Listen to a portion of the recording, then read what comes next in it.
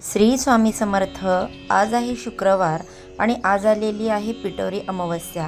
तर या पिठोरी अमावस्येच्या दिवशी आपण काही छोटे छोटे सेवा व उपाय केले तर त्याचे आपल्याला नक्कीच पुण्यफळ प्राप्त होतं।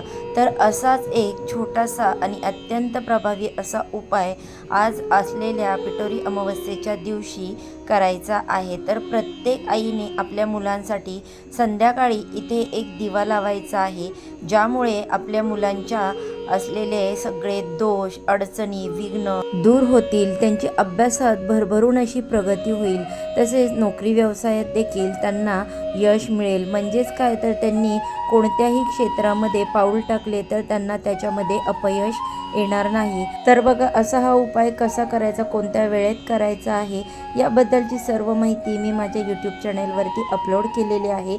या खाली जो त्रिकोण दिसतो त्यावर क्लिक करून पहा।